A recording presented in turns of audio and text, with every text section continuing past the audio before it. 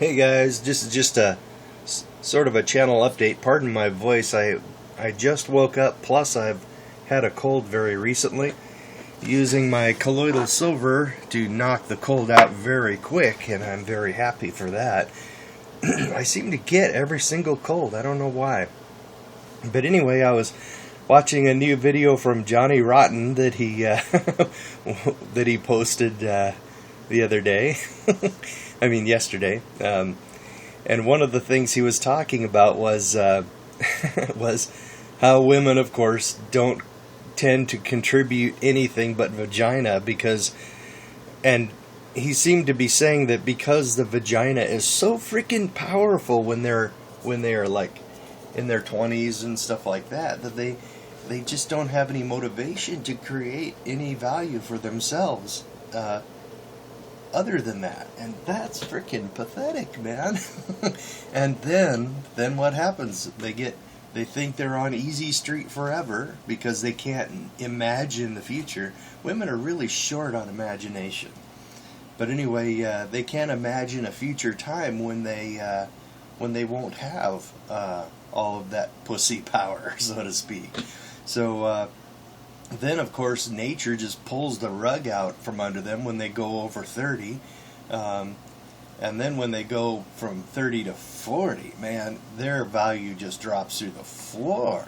And they've never, a large percentage of women have never created any value for themselves. And the only value they have, and the only power they have, is taking value from men, which is freaking pathetic.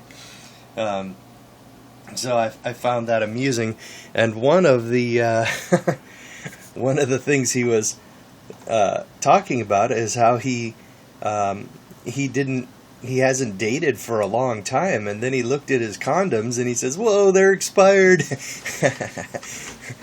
And I thought I would do the same thing. Pardon my messed up bed. I almost never make my bed. I just roll into the blankets at the end of the day. Boy, look at the dust. Sorry about my bachelor housekeeping. Okay, here we go. These drawers I haven't opened for years. Let's see. The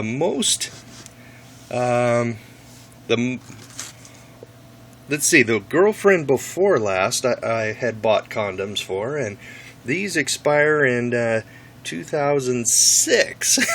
April 2006. And the more recent ones for my most recent girlfriend, who we split up in 2009, these expire in November of 2011. Wow, pardon the dust in here. Moths fly out. Love it. And basically he was just making some observations, and I'm going to go ahead and leave a link. This guy has almost no subscribers. His video yesterday has all of 17 views, so I'll just go ahead and post a link if you want to give him a good word. He's producing some decent content. He was a little rough at first, but he's really starting to get into his stride now. Like this most recent one, I think it's one of his best. So anyway, I just thought I'd mention that guy. And there's another point I would like to mention. There's a guy at work, one of my fellow mechanics, right? and both of us were feeling kind of fat, right? And he was saying, "Yeah, I'm gonna lose some weight. Yeah, I'm gonna blah blah blah blah blah. Yeah, I'm gonna lose weight. Yeah." And and I went, "Yeah, right. You are not going to lose weight, right? Let's just face it, you know." And then he says, "Oh, you don't think I can do it, huh?" And I said, "No, I don't. In fact, I'm going to race you." And then we compared weights. I was 239 at the time. And and he was 228 or something like that. But he's a smaller guy than I am. He's my age, a bit shorter than me, more stocky, but he's about a year older than me, and God, he looks 10 years older than me, guys. We're talking wrinkles, and man, life has been, I mean, but he's done the whole family thing, you know. And there's some mileage on him, which I have just been in the garage during that time. But anyway, we had this little contest, and it's still going on, actually. And this is my progress, 239 last month, and now this morning I was at 230, which is kind of neat. Well, anyway, so I've lost 9 pounds. That's pretty awesome.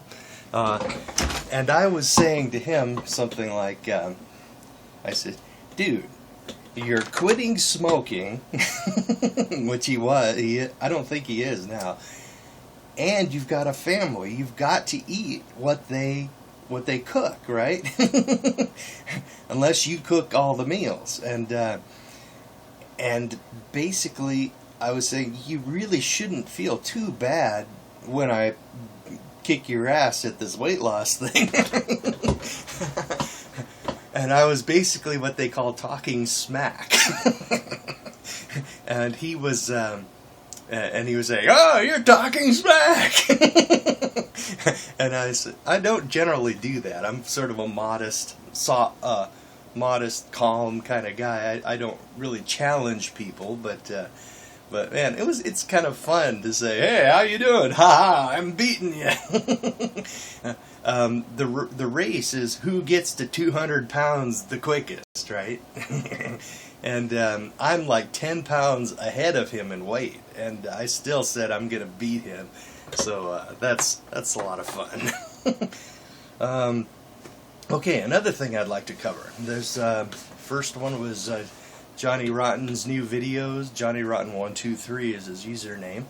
And second one I wanted to cover was the weight loss, and the third one I want to cover is another facet of MGTOW, I believe, right? The new facet, you know, there's a new way. There are many.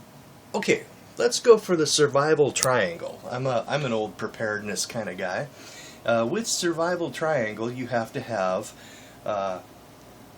food and water. You have to have energy, which is heating for your house, or heat to cook with, or wood for your fire, or something, right? And you've also got to have, or you could call that shelter too. You've also got to have self-defense. It's a tripod, right?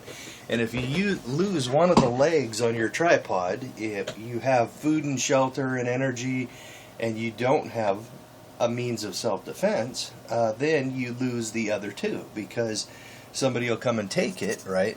But if you only have, say, weapons and energy, you will end up going, hunger will drive you to go try to raid people or something, or trade your weapons for food. But either way, you would be in a much worse shape, and you would have to get the third one, otherwise you will lose the other two. And if you don't have any food, or if you don't have any energy, you're running around looking for shelter, and you're homeless, and then you don't have any place to put your food, so you lose your food and everything else pretty much anyway. You die of exposure or something. So, I guess you could say there's another tripod for MGTOW, right? Which is to to have your resources and protect your resources, especially from women and from the grasping hands of government. So this is something I'm also been working on, right? Part of preparedness is to disconnect a little bit from the dollar, because we prepper types are sort of in the opinion that that the dollar isn't as stable as a lot of people seem to think it is, right? So what we do is we do things to sort of move some of our value and some of our spending power out of the dollar and into other forms, right? We put it into things like paid off real estate, like that condo that I own is paid off, and the all the vehicles I own paid off. You know, everything I have is now paid off except the mortgage on this house. I can't work miracles here, but basically, if you put your money into things that are real, right, then the dollar fluctuations don't affect you as much, you know. And also, if you can like produce some things of value and some goods, like food, for example, or water with rain catch from your roof, or power from solar panels on your roof, if you can produce some of those things for yourself, then you don't have to have as much money, you know, and then you could end up retiring someday, hopefully, and most people, when they retire, they have to keep buying all of that stuff every single month, all their food, all their water, their energy, they have to just keep purchasing it every single month at high rates, and the prices will go up, and chances are your retirement income will not go up. So whatever you can produce for yourself on your own property with your own labor outside of the current economic system, that's a good thing, right? And also whatever you can save, whatever money you can, spending power you can take out of the local economy and put into other forms, that's a good thing. And I have really been looking into other forms of storing value. For example, for a long time now I've been purchasing a little silver here and there. Here, let's show you a little bit. These things are like 20 bucks an ounce, and each one of these is about an ounce. So, I mean, this isn't all I've got, of course. I've got it in other places, but a little bit of gold too, not much. These are 10th ounce. I prefer to have small denominations of precious metals. A little bit of extra cashola. Pre-1964 silver quarters, which are partially silver. These are worth about $6 each, I think. And they will retain their value. And then, of course, you've got the self-defense side.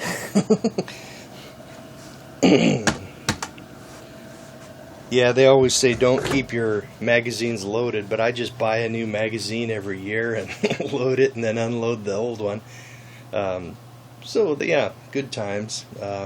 But I have another project that I have been watching. Man, I have been watching this and watching and mulling it over and really considering, and I have been on the fence for a long time because I just wasn't sure if it had a future. And that is, you probably already know what I'm going to say. It's Bitcoins.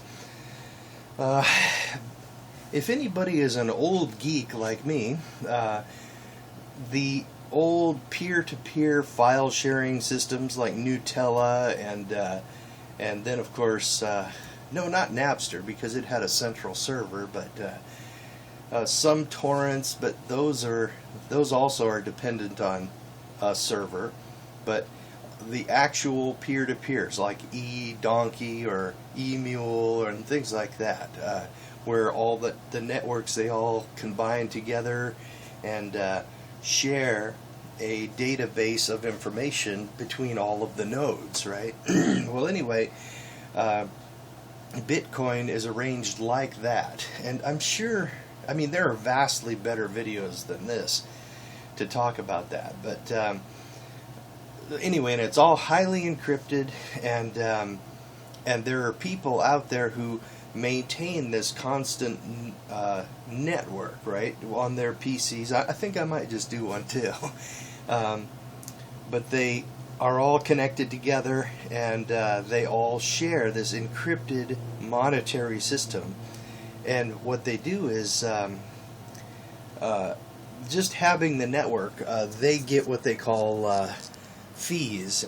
There's just, I mean, if you send $20 worth of bitcoins to somebody for a purchase or something, when it goes through the network, they charge you something like, I mean, some minuscule amount, like less than 2 cents or something like that. But so it's a lot more efficient, and it's a lot cheaper to send money through bitcoins than it is to send it through Visa, right? Because Visa, they always charge you like 3%, and then of course there are big costs involved if you're a retailer to get Bitcoin. I mean, to get Visa started on your you know, you have to buy all those scanners and you have to get accounts, and Visa really charges you a lot. And all of these credit card companies, 3% every single time, and that's a lot of money.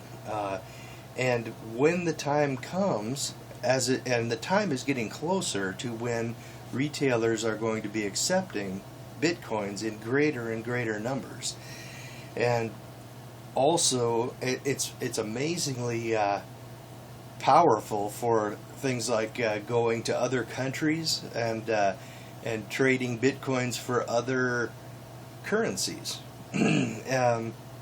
So you could actually, you don't need traveler's checks or anything. You could just pick up with your laptop or your smartphone and go to another country and log on to an Ethernet in a coffee shop somewhere and meet and trade some bitcoins with another person or a business, and you can.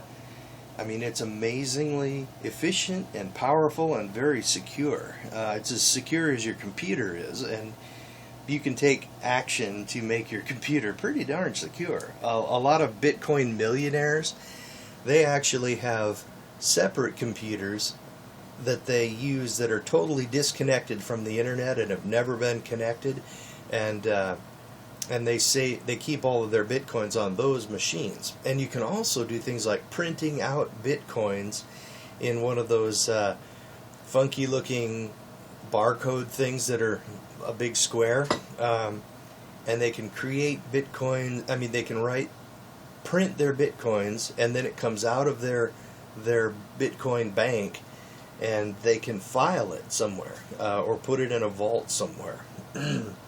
So, and then of course and you can put the bitcoins back in by simply using a smartphone and pointing it right at that little barcode and hitting the little button, and it will load the bitcoins in. Then boom, and then once that happens, the paper is valueless because it can't be loaded into the network again because it just wouldn't be accepted. Well, anyway, there is a guy named, let's see, his username is DaVinci15, and he basically was doing the Bitcoin mining like back in 2009 and stuff, and he really got a lot of them, and he basically built a pretty good life for himself and his family. And then guess what happened? His wife said, "I'm not happy anymore," and then she freaking ass launched him and began from the marriage, evicted him from his family because she wasn't happy. So she's willing to just fucking destroy her husband, get the whole freaking Canadian secret police on his ass to raid his assets and steal everything he owns. And he was into a lot of silver like I am, and I get the impression he was able to hide some of it, but he couldn't hide his house. He couldn't hide whatever other property he owned, and the wife just started seizing all that stuff. But he had an out. He had a lifeboat, right? What he had was encrypted bitcoins in his own networks, or in his own secret encrypted databases, right? And he basically just he had a passport already, and he just jumped on a plane and went to Chile and set up camp there, and he's living on his bitcoins. He's probably got a couple $1 million in bitcoins. And he's trying to be happy. He's trying to say, oh, he's happy and stuff, but he is not terribly happy, I don't think. But he's a lot happier than he would have been if he was in Canada and they just fucked him over completely, right? He was talking about in one of his most recent videos that they're going to make him into a slave, and what he did was he just ran. He had to. I mean, when you are facing odds that you cannot defeat, and you are going to be turned into a slave, it is perfectly reasonable to run your fucking ass off, and I sure as hell would. But he had the option, which a lot of guys don't have. He had money that he had stored in a form which the government and his fucking bitch of an ex-wife cannot get. They can't get their hands on it. The police could somehow get a hold of him and throw him in a cell, but I'm sure he's got his computers and his he probably doesn't even have his bitcoins on his local computers there. He's probably on in the cloud somewhere in highly encrypted form, and backed up many different places. So if one part of the cloud goes down, he'll have the same information in other clouds. Then he could reload those bitcoins, or some of them, and go back to living his life. But even if they grab him and haul his ass into jail, they are not in the driver's seat.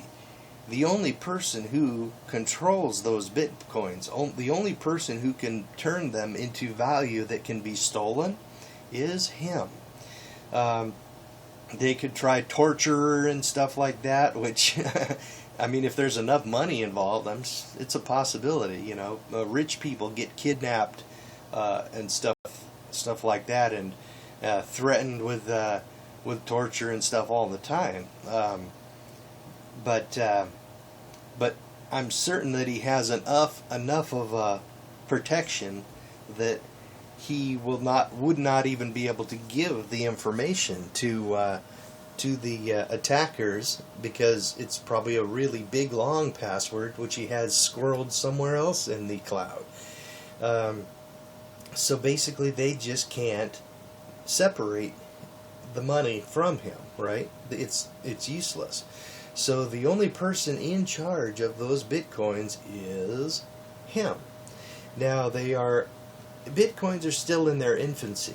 I, of course, briefly kicked myself a few weeks ago for not buying bitcoins when they were $5 each, right?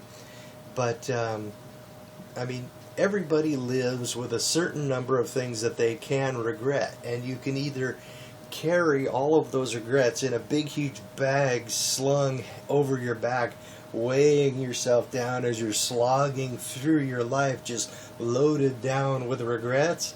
Or you can say, fuck it, and throw the bag away, and then live a good life. And you can regret a few things, okay, and then take different courses in the future. But God, you've got to release those the regrets and the dark memories. You just got to let them go, man, and really bring your awareness into the present, which is exactly as the Jedis say. That's exactly where your attention needs to be. You're happier that way. I mean, you can't live in the future, you can't live in the past. So, back to Bitcoins, though. So, that said, yesterday, after much evaluation, I decided that Bitcoins have a big future for many different reasons, and they are still in their infancy. I mean, they were $1,200 a Bitcoin a few days ago. Now it's down to 700 and something. And I purchased some online for like 900, I think, yesterday, and it's down to 700 now, but it fluctuates around. But I am virtually certain that in 5 years, Bitcoins will be vastly more accepted than they are now, and useful for all kinds of things. Like, look at the Stefan Molyneux's Bitcoin video that he made about a month ago. He was talking about people who are putting deeds and contracts and things into attaching them to a Bitcoin, encrypted with the same encryption somehow,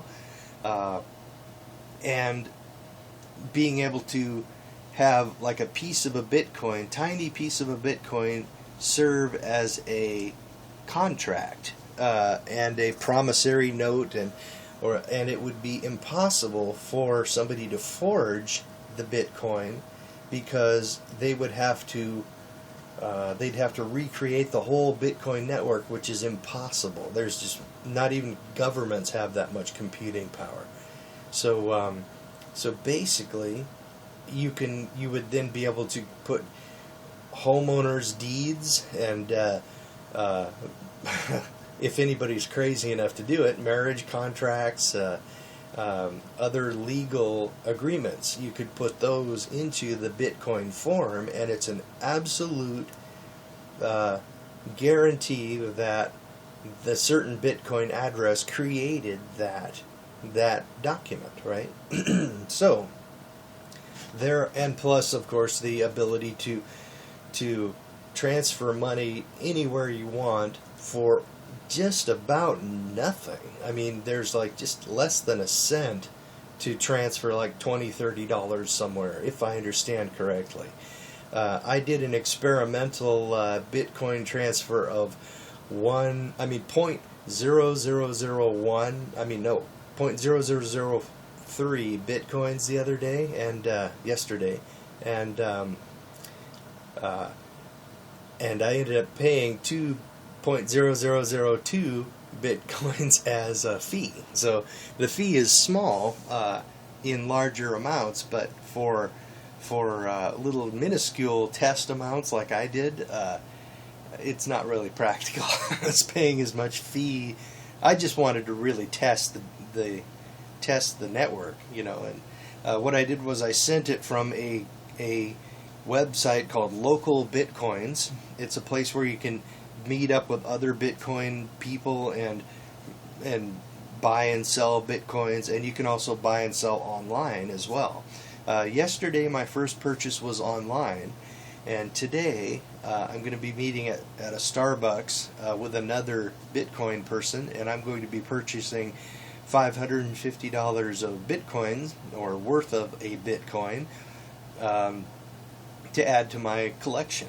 So I plan to put some of my extra money into it for a couple of months, and then I am pretty sure that it's growing every day. That people are starting to accept it more and more. Retailers are accepting it more and more, and the real the real earth-shaking, titanic earth change of Bitcoins will be when Amazon starts accepting Bitcoins.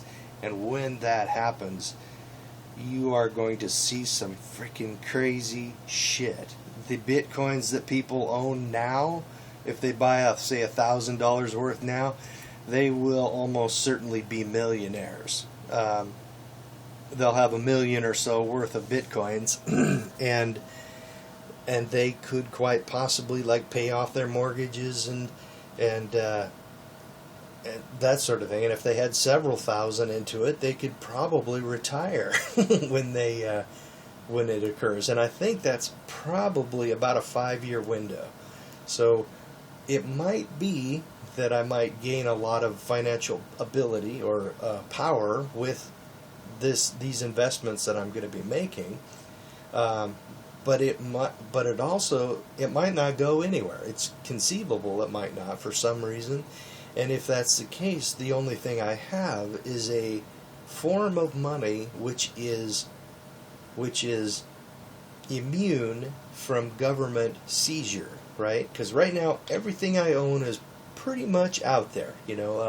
Government can seize my condo, and that's probably worth about $70,000. And they could seize my house, which is probably got about $40,000 worth of equity in it by now, and because the price has gone up and stuff like that. And they could kick my door in and seize my the silver which is in my safe. That's some of it anyway. They might not find the rest. So some of that might be safe, but the Bitcoins that I have, when I set up my cloud storage and my backups on the cloud and highly encrypted everything, when I set that up, even no amount of force could cause me to hand over the Bitcoins unless I choose to do so. So basically, that's it. To reiterate the the video, like in the military, they always say when you're giving a class, tell them what you're going to tell them, and then tell them, and then tell them what you told them. Okay, so to reiterate, I started out with Johnny Rotten and his most recent videos, and he was curious about how he was talking about how he had some expired condoms. I showed you my expired condoms. And then I was talking about preparedness and keeping your money. I was also talking about weight loss, and then I was talking about keeping your money out of government hands. Have some of it that's safe. It's like diversification. Don't put all your eggs in one basket. So, okay, well, I guess that's about it. I'll go ahead and let you go. I'm going to put links to these two videos, so see ya.